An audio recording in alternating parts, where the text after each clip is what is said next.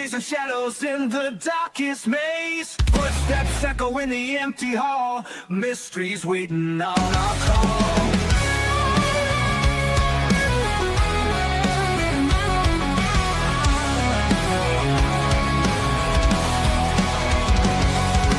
Bigfoot stomping through the pines. Aliens sending secret signs. EVPs in the dead of night. Ghosts dancing in the pale moonlight. Paranormal 411, we bring it to you. Truth behind the veil, gotta pursue you. All right. All right. Welcome. How's We're everybody trying doing? Yeah, how's everybody doing? We're trying something a little different tonight. Yeah. David's far away and I'm far away. We're separate. Look, I'm not touching Jason. See, look at that. I could reach over here like I normally can, and Jason's not there. It's Ah, weird. Weird. weird. It's weird. We ain't got nobody watching. Yeah. Yeah, they'll come. Come watch. You build it, they come, right? Right. Um, So, mention something today that happened. I went to get pizza at Eddie's Legends and Lore. best pizza ever. Best pizza ever. What's that? That's Eddie. Yeah, I went to Eddie's and I ordered, I know, at least $80, $90 worth of pizzas. And this is how good this man is. He said, "Merry Christmas." Man. Yes. I want to thank you, Eddie, for that. It was delicious. Got a new favorite pizza now, though. Do you? What is it? Bermuda Triangle. Man, it was good. Was it? Yeah, you got to try that. Well, I have to try it. So tonight we're going to be talking about some Christmas stuff, or some pagan Christmas stuff. What Christmas was before Christmas. Yule. Yes. The picture that you've got on there, is that supposed to be Odin? Yeah. Okay. Yeah. He's So not riding Sleipnir though. That's what I'm no, expecting, because Sleipnir was an 8-legged horse. well, that's what you get for using a Well, what's funny is that they think, well, I mean, a lot of the Norse people think that that's where Santa Claus came from. yeah. And then the reindeer, the 8 reindeer and all that came from the 8-legged horse of Sleipnir. Wow. And so on and so forth. Yeah. So Yeah, I figured you'd know a lot about this. It being Vikings and stuff. Hey, Susan. Hey, Susan. Thank you for the pizza. Oh. It was delicious. Yeah, I didn't get to try none. Yeah, Bermuda Triangle is awesome. So, like we said, we're going to be talking about the haunted history of Yule. The Yule. I like So- Yule. Yeah, you know, yeah. Yep. Tonight is Yule Mother. Yule Mother. Yeah, you celebrate the mother. So Yule has many different celebrations during Yule. Huh. This is the mother celebration today. I know in this little research paper that I got, it mentions 12 days of Christmas. Yep. And how it ties in with that. Yep. Yeah, what we see as Christmas today, a lot of it does come from the Vikings or the Norse religion and their Yule celebrations. So we live in an age of perpetual light. With the flick of a switch, we defy the seasons. But we want you to clear your minds of all the LEDs and glows and the humming of the heaters. And we want you to imagine a forest in Northern Europe about 2,000 years ago. So it's late December. I know I ain't looking at the camera because this is a new setup for me. So I'm seeing you. So it's late December. He's not telling you, he just got a lazy eye, and I just yeah, I got a lazy eye. Hey, So it's late December and the ground is iron hard with frost. The food in the larder is dwindling. And most terrifyingly, the sun, the source of all life, is dying. Every day for months, it has stayed lower in the sky. Every day, the shadows have grown longer. So that's just, the winter solstice coming. Yep. So tonight we're going to peel back the wrapping paper of the modern Christmas. And we're going to look beneath the tinsel to find the bones of a holiday that was originally dark, haunted, and deeply primal. We're going to talk about the death of light, the thinning of the veil, and why we still bring skeletons of the forest into our living rooms every December. A lot of people. You there? Yep. Okay. Just making sure. So I'm going to let David start off with this. So the word Yule comes from the Old Norse Yule. While we celebrate Christmas on a fixed calendar date, Yule was a moving target centered on the winter solstice itself. Now, why does the solstice matter? In Hello, ancient Oscars. times, people were astronomers of necessity. Hello, Oscars. They watched the horizon on the winter solstice. Now, the sun appears to stand still for 3 days. Then it starts rising and sets at the same point. Now, to a pagan mind, the sun had entered the underworld, and there was no guarantee it would come back. So this is why Yule was originally not a merry time. It was a period of propitiation where you didn't party because you were happy. You partied because you were terrified. You feasted because if the sun did not return, this would be your last meal. You lit a massive fires that we now call Yule logs, not for ambience, but as a form of sympathetic magic. You were trying to give the sky a spark to ignite the sun. Now, when the church moved Christmas to December 25th in the 4th century, they chose that date specifically because it was the birthday of the unconquered sun. So they didn't change the celebration. They just changed the name of the sun to sun. So from S-U-N to S-O-N, right? That's pretty wild, ain't it? Yes. Yeah. Why would they change stuff? I don't know. They did it for more than one reason. They knew that this fledgling Christianity was in, but they tried to get rid of paganism. Well, the best way they figured they could get rid of paganism is wrapping a lot of the celebrations of paganism into Christianity. So then they would be okay with going and becoming Christian because, our celebrations are still there. So whatever we call ourselves is what we call ourselves, but our celebrations are still there. Overtly, you are right, to fool the masses. Absolutely. To fool the masses. So you often hear that Halloween is when the veil between the living and the dead is the thinnest. But for the ancient Germanic and Norse people, that night was midwinter. So this was the most haunted night. They believed that because the light was at its weakest, the barriers of reality were brittle. Yep. So just say if you were a traveler caught on a desolate road during the nights of Yule, you didn't look up, you listened for the baying of hounds and the thundering of hooves. This was the wild hunt. Led by Odin, the Allfather, who bore a striking resemblance to a tall, gaunt, bearded man in a cloak, a procession of ghostly warriors and supernatural beasts tore through the sky. If they saw you, you might be snatched up, forced to join the hunt for eternity.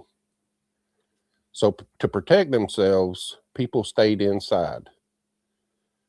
They left food out, not for a jolly man in a red suit, but as an offering to appease Odin so he would fly past their chimney without cursing the house. We call it milk and cookies now. Back then, it was a protection tax paid to a god of death. Mm-hmm. Crazy, right? Yeah. Uh-oh. Yeah, I know, and I forgot to silence my phone. This is like a movie theater, Jason. I know, right? So let's look at your decorations. So why do we bring dead plants into our homes? The holly and the wreath. In a world of brown and gray, the holly tree was a miracle. It stayed green. Its berries were the color of blood.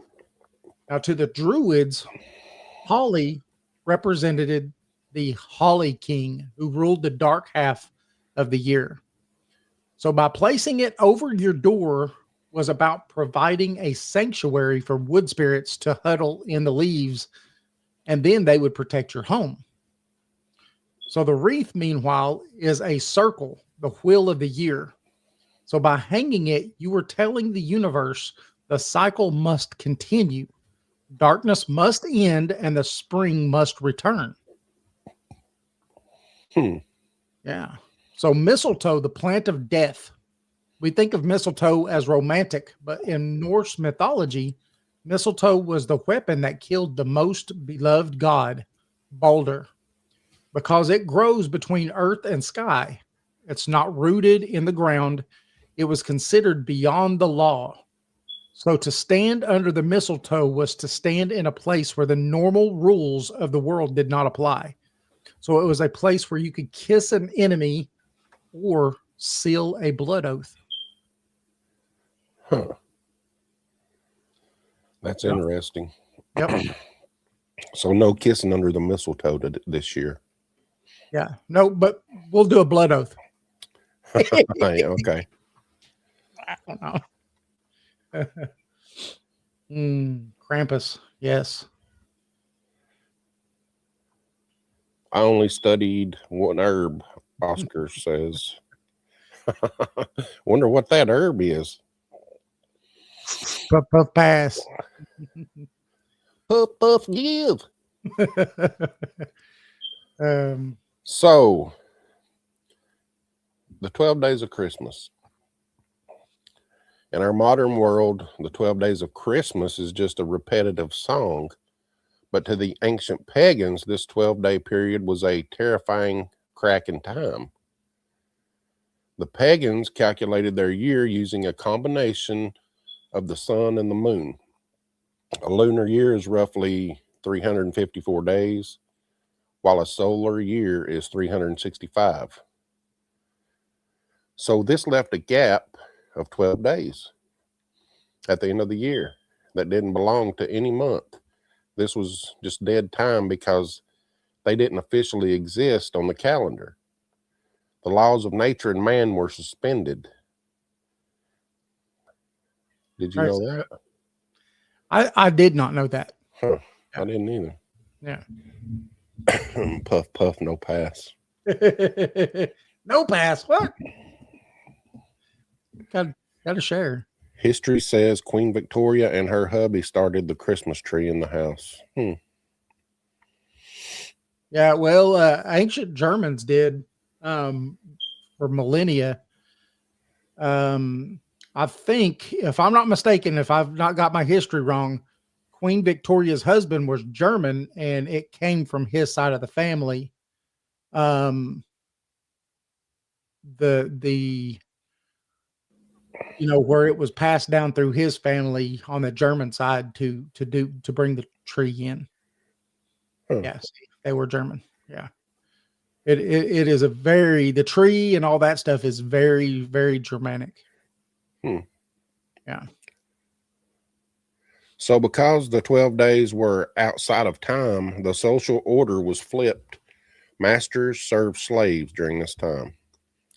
People wore masks and engaged in mummering, which is going house to house in costumes to perform rowdy plays. Yep. And if Kind of you like how didn't, people nowadays, go to houses and sing and yeah, carol. yeah. Okay. So if you didn't give these mummers food or a drink, they were allowed to play a trick or cause damage to your home. It was a pressure valve for society to let out its darkness before the new year began. That's wild. Yeah. It's almost a form of trick or treat Yeah. Instead and you're, caroling. It's like caroling and trick or treating yeah. mixed. And that means they did plays and stuff instead of sing, right? Yeah. Yep. That's interesting too. So our ancestors believed that each of the 12 nights of Yule represented 1 month of the coming year. Night 1, December 25th, predicted the weather of January. Night 2 predicted February. They watched their dreams during these nights with intensity, believing the spirits would show them who would be born and who would die in the coming year. Wow. Mm-hmm. Yep. Crazy, right? Crazy. So, as the centuries went on, the haunted nature of Yule evolved into folklore monsters. Now, while the good child got a blessing, the bad child faced the Krampus. Mm. Now, this goat horned demon is a shadow of St. Nicholas. He carries a bundle of birch sticks to swat the wicked. In the Alps, they told stories of Frau Percha, something like that, a goddess who would wander the village during these 12 nights. If you had been hardworking, she might leave a silver coin. If you had been lazy, she was said to slit your belly open and fill it with straw. Hmm. The 12th night, which was January 5th, was the climax. People would run through the fields with torches and loud bells, making as much noise as possible to scare the spirits back into the underworld. They were literally slamming the door shut on the spirit world so that the normal world could resume.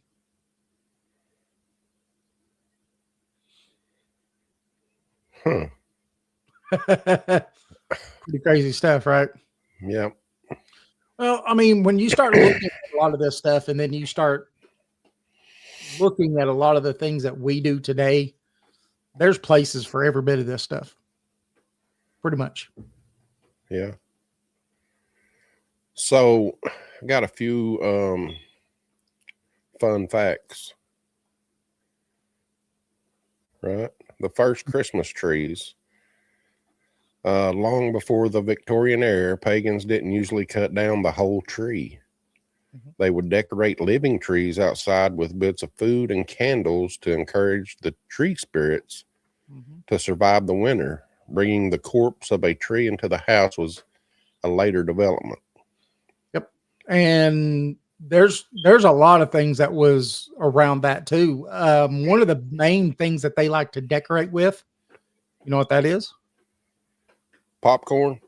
Anita, I don't. Anita mascara, What? magic mushroom. Oh. The red mushroom with the white dots on it. Yeah. That was one of the main things that they hung on the Christmas tree. And another little fun fact is that the shaman would feed reindeer those mushrooms Huh. because they could process it without, the psychedelic part of it. It would tame down the psychedelic part of it. Then the shaman would drink the reindeer pee and trip. Huh. Yep. See colors and lights and all that stuff. Yeah. So the Santa and Odin connection. Both Odin and Santa Claus are depicted as older men with long white beards wearing flowing cloaks. Odin was often blue or gray and traveling through the sky. Well, it wasn't until the 60s that he became what we see Santa as today. That was a Coca-Cola company. He rode an eight-legged horse named Sleipnir. Sleipnir.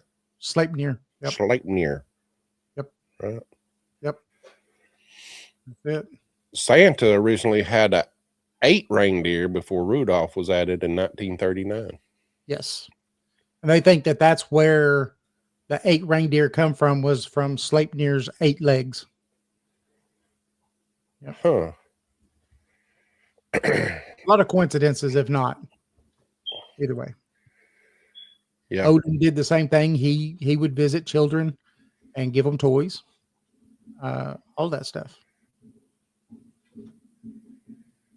Just in time for the song. Yep. Yeah. Rudolph the Red. So here's about your mushrooms. The red and white mushroom.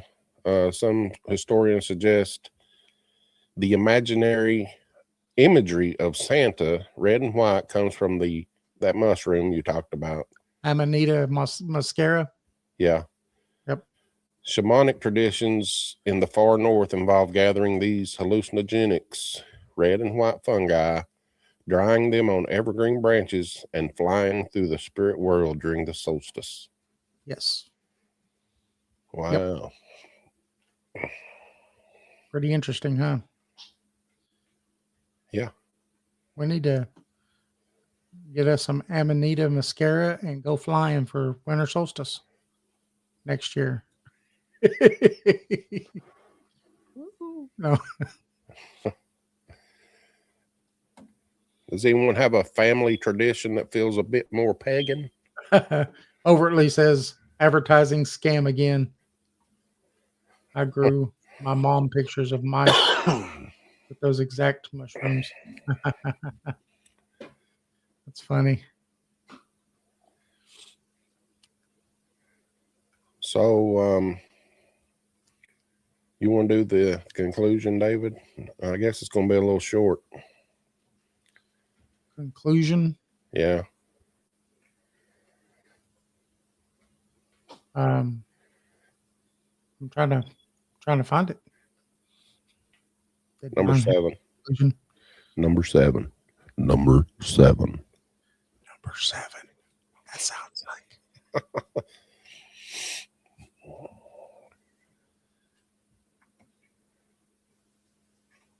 Yeah, I think you're just going to have to do it. All right. So when we look at the haunted history of Yule, we see that humans have always used stories to deal with their own fears. We used the death of light to remind ourselves that even in the deepest dark, we have each other. We lit the Yule log to prove that we could create our own warmth. Christmas isn't just a merry and bright. Christmas isn't just merry and bright because it's easy. It's merry and bright because it is a defiance. It is a 2,000-year-old protest against the cold. So the next time you hang a wreath, remember the old ways. Remember that you are participating in a ritual that began in the dark, in the cold, with a group of people huddled together, waiting for the sun to wake up. The veil is thin, the fire is lit, and the light is coming back. Happy Yule. Happy Yule. Or Merry Christmas. Yep. So what you like got? Yule. Yeah, what you got about all this, David? I know you got a bunch of stuff. Well, I mean, I just know that, just what we was just talking about. I know that, and I think most people do. What we see as Christmas today comes from much older traditions. Not all of them are Norse or Germanic, but the majority of them are. And, this jolly Santa that you see today was not the Santa that it originally was, Yeah. That was invented by the Coca-Cola company. The red and white Santa. It really was. Coca-Cola invented the red and white Santa that you see, the big fat red and white Santa that was invented by Coca-Cola. And so, when you think about that, like, overtly said again, advertising scam. You see my daughter? Uh-uh. Look in the corner. Oh, I do. She's peeking around. That's funny. But no, I mean, you have these things, and to get to understand why we do these things, like we take things for granted. Like when you was talking about what the holly meant, what the wreath meant, and today we just hang wreaths, but we don't have the understanding of what they actually meant. Why are we hanging this wreath? Right. What does the holly mean? What is all the meanings behind all of these different things? Most people don't care no more, right? It's just, oh, it's Christmas and it's part of Christmas, so I'm just going to put it up. Well, it's like knocking on wood. How many people in this room, when you say something, you say, oh, let me knock on wood? I do it. I do it all the time, right? I need to knock on wood. Well, did you know that you're asking the wood spirits for help when you're doing that? Hmm. Yeah, but these are the things that are hidden, that we don't fully understand what it is we're doing when we do these things, Yeah. So in order to reconnect to the original natural spirit of the solstice, we need to do our research on how they did it back then. That's the original wreath hanging, the original mistletoe. yes, And it's all natural. right. And it had a meaning, right? Mm-hmm.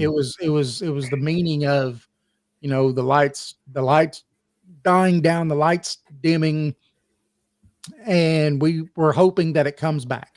Yeah. And yeah, maybe as we would look at it today, it's an ignorance, but you got to think though that all these things that we do, I won't say all, but a big majority of the things that we do today, if we research them, they've got ties to something much older. Yeah. And maybe it will have a different meaning than what you thought it was, because I know a lot of people, when they're running about hustling and bustling to go buy all these toys and all this other stuff, and they miss the true meaning of what it is just to gather and to be with people that you love, and to fellowship with these people, right? To talk with them, to do what you do. And some of them you may not see very often. When you look at it in the way that they saw things, they saw these things as they all had meaning. We still pagans. Yes. I am a pagan. See.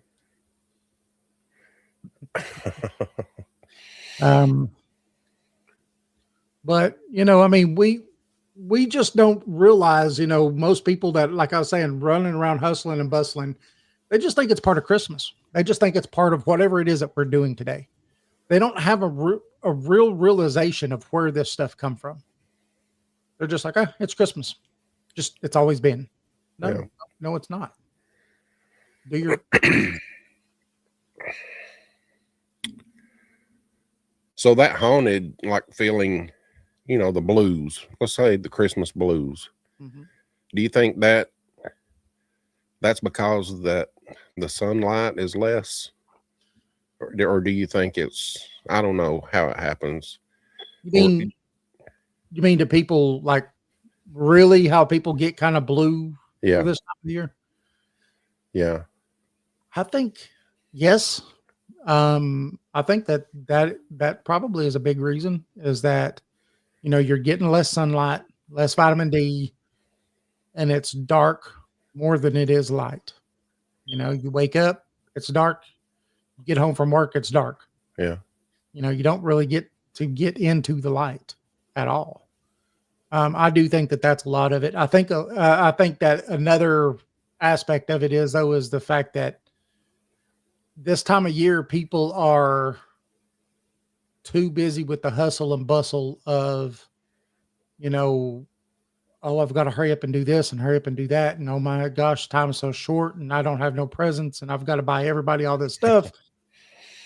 And we put ourselves in this state of panic, that shouldn't exist, because that's not what it's about. Right. It's not about getting nothing. If I never got another thing in my life, it's okay. I don't need stuff, because it's just stuff. The time you get to spend with the people that is around you is what's priceless, not the stuff, because that stuff will go away. It'll break. Inevitably, something will happen to it. So, but you miss the people that are in your life when they're gone. Do. Yeah. Memories come around then. That's right. And that's another thing, I think a lot of times when you lose people, holidays are the biggest time people start reflecting on, man, I miss mom's cake that she made every year, or whatever pie, or she was just the best at making this and that. And, and those are the times that you spend reminiscing about those things. And I think that could also bring a person down. Mm-hmm.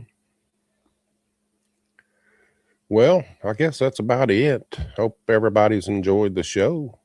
Yes. Have one next week? Or are we just going to say? No, our next show will probably be January the 3rd. Okay. On a Saturday. Party time. Take some time for some holidays. Yes. Some Yule days. Yes. Yes. Love Yule. I just want to tell everybody that, Jason and I definitely appreciate you all tuning in and talking with us and spending your time with us, and letting us know how you feel and talking to us and stuff. And we really appreciate that. And that's an awesome Christmas present. Thank you. Yep. Thank you. Thank you for your time. That's something that you can never get back. You can't get a minute of time back. So, you choosing to spend that minute of time with us is it's priceless. Yep. Remember, it's not all about presents. No. It's about love and friendship. That's right. Do you have your spiel pulled up? I do not, because that's on that computer. You can wing it. I'll wing it. All right, here we go. All right. Remember, you can find paranormal411.org, Paranormal 411 on Facebook, YouTube, X, and Twitter. Remember, on Thursdays from 7 to 8 p.m. Eastern Time. Also on Saturdays from 8 to 10. And I don't remember nothing else, Jason. Remember, it's bad that I say this all the time, but no, remember, we do have 3 books out.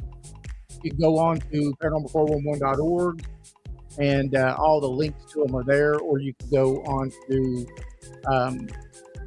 Overly Overspoke Oscar just laughing at me.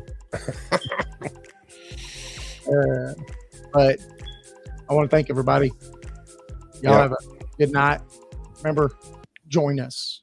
Yeah, join us. And we'll see you in January. January the 3rd. Jason, what do we have coming up? January the 8th, we're going to have Corky from the Paranormal War Room. It was on his show. Yep. And then January the 10th, we're going to have Natalie Smearman on. Awesome. So that's what we got lined up so far. Oh, Lori Hines is going to be coming on. I just can't remember the date, but I'm going to put it up sometime this week. Oh, maybe we could get her to do some, readings. Yeah. Yeah. Do some kind of readings. All right. All right, everybody. Have a good night.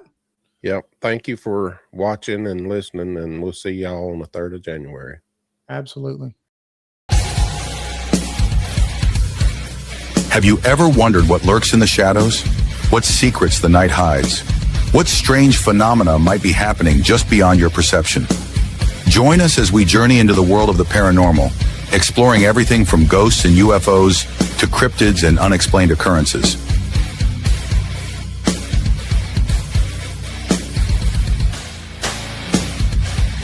From haunted houses to all things paranormal, join us in the search for the truth behind the veil. Welcome to Paranormal 411.